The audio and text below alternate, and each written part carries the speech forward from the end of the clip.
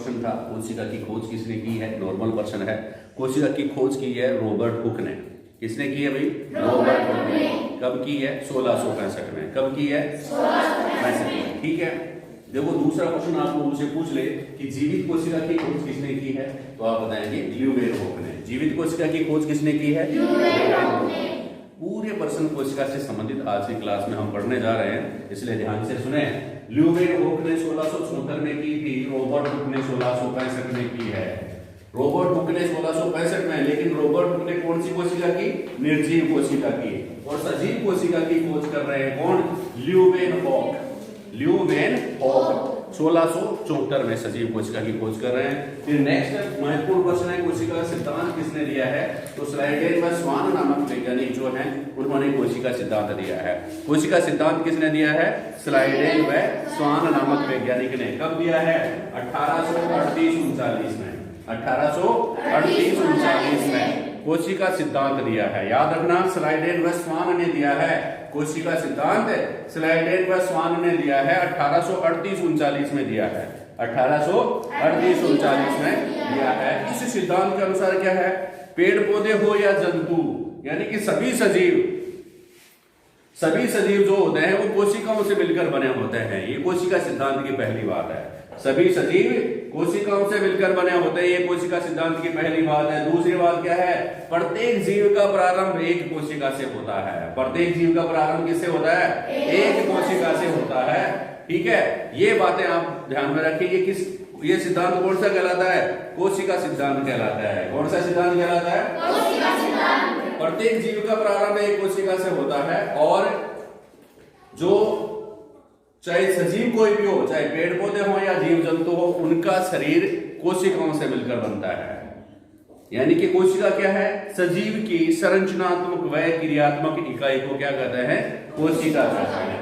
सजीव की संरचनात्मक व क्रियात्मक इकाई को क्या कहते हैं? कोशिका कहते हैं। और कोशिका को इंग्लिश में क्या कहते हैं? सेल। क्या कहते हैं? सेल। और सेल का शाब्दिक अर्थ क्या है? छोटा कमरा। सेल किस भाषा का शब्द है? छोटा कमरा।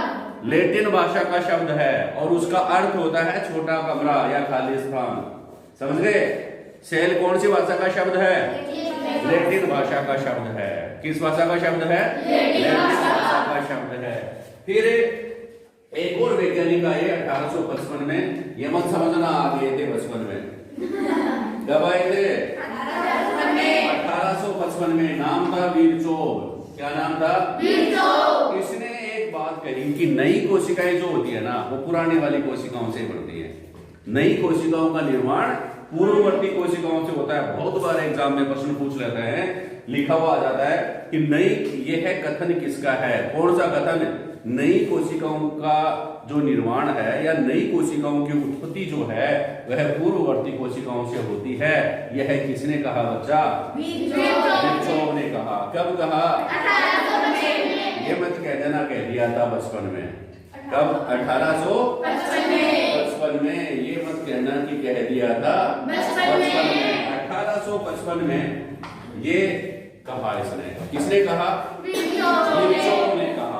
अब इलेक्ट्रॉन माइक्रोस्कोप जो है 1940 में इसकी खोज के बाद 1940 में खोज के बाद कोशिका ही दिखाई नहीं देती है। एक कोशिका अपने को दिखाई नहीं देती है। जीवाणु खूब सारे घूम रहे हैं, एक कोशिका से मिलकर बने दिखाई दे रहे हैं क्या? जीवाणु दिखाई नहीं दे रहे। तो कहाँ दिखाई देंगे? एक कोशिका को देखने के लिए किसकी आवश्यकता है? माइक्रोस्कोप की आवश्यकता है। किसकी आवश्यकता है? माइक्रोस्कोप की आवश्यकता है। तो और भी बहुत सारे माइक्रोस्कोप का जब निर्माण हुआ तब कोशिका के अंदर भी कुछ छोटी छोटी संरचनाएं और पाई जाती हैं। उन संरचनाओं को कहते हैं कोशिकांग। क्या कहते हैं? कोशिकांग कहते हैं। कोशिकाओं की चर्चा करेंगे अगली क्लास में। फिलहाल और महत्वपूर्ण प्रश्न क्या है? प्रश्न पूछ ले, सबसे छोटी कोशिका कौन सी है? माइकोप्लाज्मा या पपलो। PPLO ऑप्शन में मिले आपको। ऑप्शन का मतलब समझ रहे हो? ए, बे, से, दे, उनमें लिखा हुआ आएगा PPLO। आओ तो टिक लगा दो। ठीक है? माइकोप्लाज्मा आए तो भी टिक लगाना है। ए में आ गया PPLO, बी में आ गया माइकोप्लाज्मा, और सी में आ गया ए व बी दोनों। तो किस पे टिक लगाओगे? ए व बी दोनों पे टिक लगाएंगे। ठीक है? अब प्रश्न पूछ रहे सबसे बड़ी कोशिका कौन सी है? शुतुरमुर्ग का अंडा। याद कर लो वरना लगेगा डंडा। ठीक है, शुतुरमुर्ग का अंडा। सर ने आप एग्जाम देने गए, एफएसए आ गए, शुतुरमुर्ग का अंडा मिला ही नहीं। आपने कहेंगे कि ऐसा सर आपने जो हमारे को बताए थे सर जी उनमें तो कुछ आ ही नहीं रहा, शुतुरमुर्ग का अंडा तो ऑप्शन में नहीं था। तो आप को क्या आ सकता है? इंग्लिश में लिखा हुआ आ गया, शुतुरमुर्ग की जगह क्या है? ऑस्ट्रिच का अंडा। सबसे बड़ा अंडा, सबसे बड़ी कोशिका ऑस्ट्रिच का अंडा है या शुतुरमुर्ग का अंडा है। सबसे बड़ी कोशिका कौन सी है? ऑस्ट्रिच का अंडा है। फिर सबसे लंबी कोशिका कौन सी है? तंत्रिका कोशिका सबसे लंबी कोशिका है। तंत्रिका कोशिका सबसे लंबी कोशिका है। तंत्रिका कोशिका सबसे लंबी कोशिका कौन सी है? सबसे लंबी कोशिका कौन सी है? सबसे बड़ी, बड़ी का मतलब साइज में, आकार में बड़ी, और एक लंबी। जैसे मान लो एक तो मोटा आदमी हो और एक लंबा आदमी हो, आकार में मोटा, वो तो बड़ी कोशिका हो जाएगी। कौन सा है? शुतुरमुर्ग का अंडा, सबसे बड़ी कोशिका। और सबसे लंबी कोशिका कौन सी है? तंत्रिका कोशिका। फिर ऑप्शन में तंत्रिका कोशिका नहीं मिले तो क्या मिलेगा भाई? न्यूरॉन मिलेगा। न्यूरॉन जो है तंत्रिका कोशिका को इंग्लिश में क्या कहते हैं भाई? न्यूरॉन कहते हैं। तो याद रखना, इंपॉर्टेंट प्रश्न है। नेक्स्ट छोटे छोटे और प्रश्न शामिल करते हैं। जैसे शरीर की प्रश्न पूछ ले, शरीर की संरचनात्मक व क्रियात्मक इकाई को क्या कहते हैं? शरीर की संरचनात्मक व क्रियात्मक इकाई को क्या कहते हैं? कोशिका कहते हैं। शरीर की आ जाए तो प्रश्न पूछ ले, शरीर की संरचनात्मक व क्रियात्मक इकाई को क्या कहते हैं? कोशिका कहते हैं। लेकिन प्रश्न पूछ लिया वृक्क की, वृक्क या किडनी, किडनी की संरचनात्मक व क्रियात्मक इकाई को क्या कहते हैं? वृक्काणु, या इंग्लिश में नेफ्रॉन। दोनों शब्द याद रखना। वृक्क की संरचनात्मक व क्रियात्मक इकाई को वृक्काणु कहते हैं या फिर नेफ्रॉन कहते हैं। फिर तंत्रिका तंत्र की संरचनात्मक व क्रियात्मक इकाई को क्या कहते हैं? न्यूरॉन। तंत्रिका तंत्र, तंत्रिका तंत्र में क्या आता है? ये मस्तिष्क जो है ना, वो तंत्रिका तंत्र में आता है। ठीक है, ये जो पार्ट है ना ऊपर, जिसके ऊपर घास उगी हुई है, ठीक है, ये जो घास उगी हुई है ना, ये जो पूरा सिस्टम है तंत्रिका तंत्र है। तंत्रिका तंत्र की संरचनात्मक व क्रियात्मक इकाई को क्या कहते हैं? न्यूरॉन कहते हैं। क्या कहते हैं बच्चा?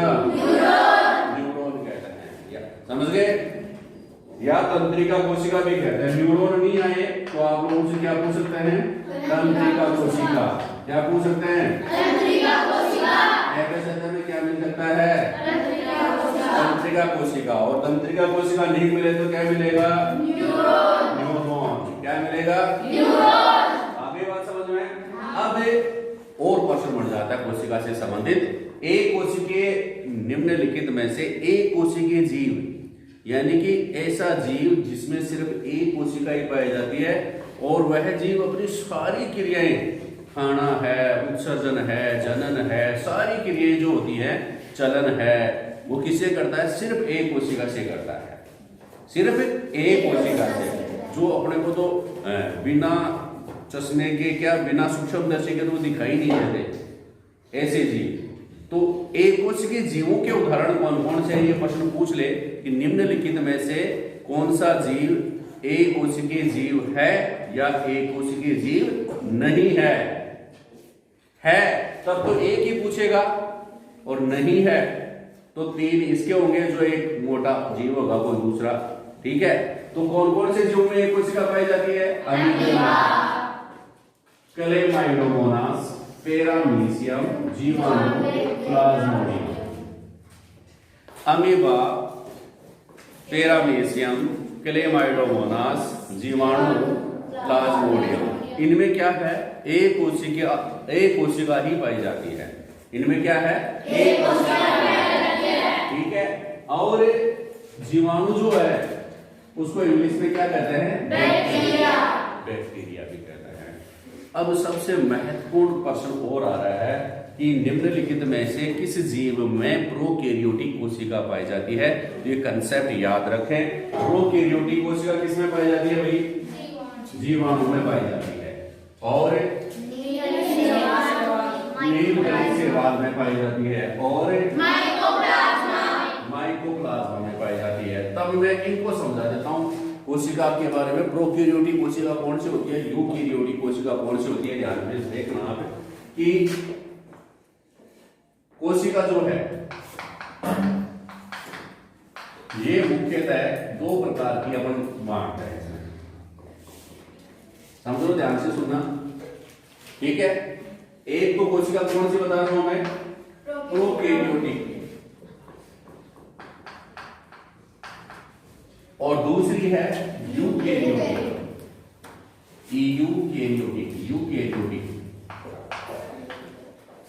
ठीक है। एक तो प्रोकैरियोटिक कोशिका रीड कर रहे हैं हम और दूसरी यूकैरियोटिक कोशिका रीड कर रहे हैं। दोनों में पता है मुख्य अंतर क्या है कि दोनों में क्या है, देखो हिंदी में और लिख देता हूं, प्रो और कैरियोटिक, प्रोकैरियोटिक, इधर यूकैरियोटिक। ये इंग्लिश को ही मैंने हिंदी में लिखा है, लेकिन हिंदी का मुख्य शब्द क्या है, प्राकेंद्रकी। प्राकेंद्रकी कोशिका क्या कहते हैं इसको, देखो प्राकेंद्रकी,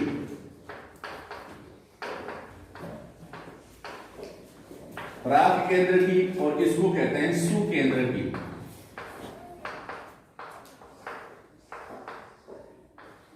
ठीक है।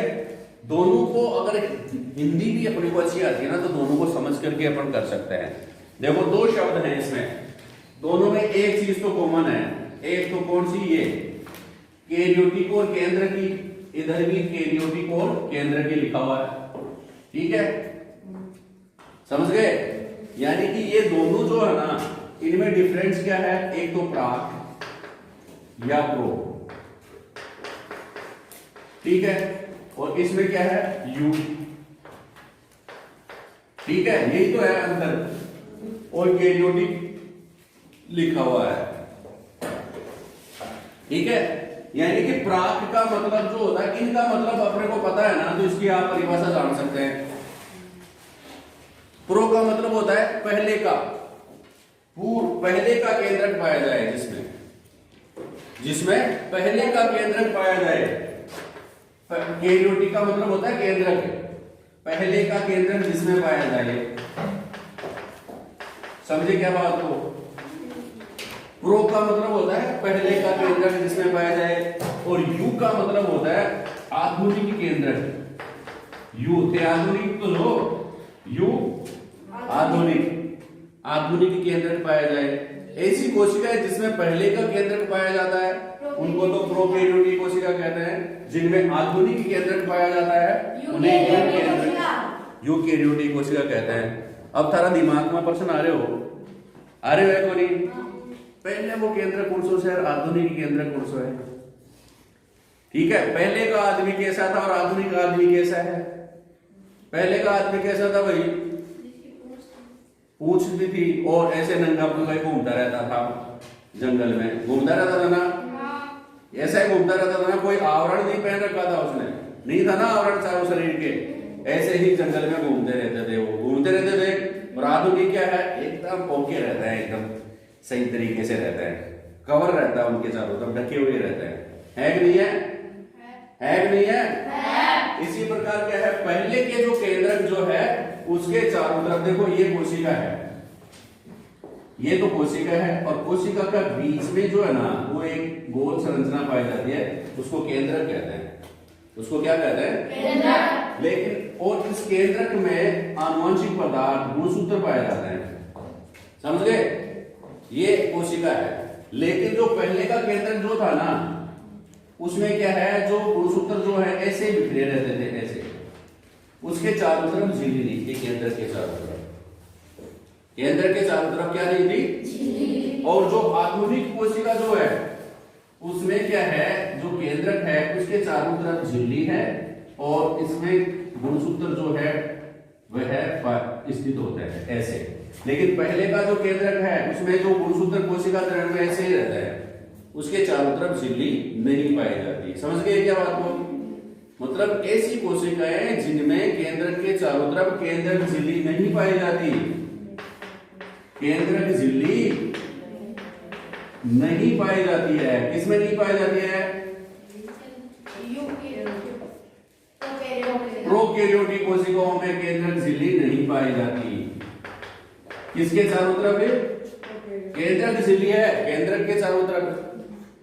ऐसी कोशिकाएं जिनमें केंद्रक के चारों तरफ केंद्रक झिल्ली नहीं पाई जाती है उनको प्रोकैरियोटिक कोशिकाएं कहते हैं। पहले का केंद्रक पाया जाता है, केंद्रक के चारों तरफ केंद्रक झिल्ली नहीं पाई जाती है। आगे बात समझ में। और ऐसी कोशिकाएं जिसमें केंद्रक के चारों तरफ केंद्रक झिल्ली पाई जाती है उनको क्या कहते हैं?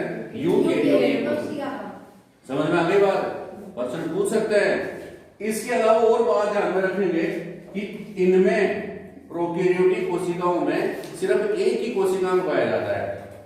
कौन सा पता है? राइबोसोम। कौन सा पाया जाता है भाई? राइबोसोम। राइबोसोम कोशिकांग ही पाया जाता है। माइटोकॉन्ड्रिया, ये नाम सुने ना आपने? माइटोकॉन्ड्रिया, लाइसोसोम, अंतःपर्दवी जालिका, ठीक है, हरित लवक, ये सारे इनमें नहीं पाए जाते।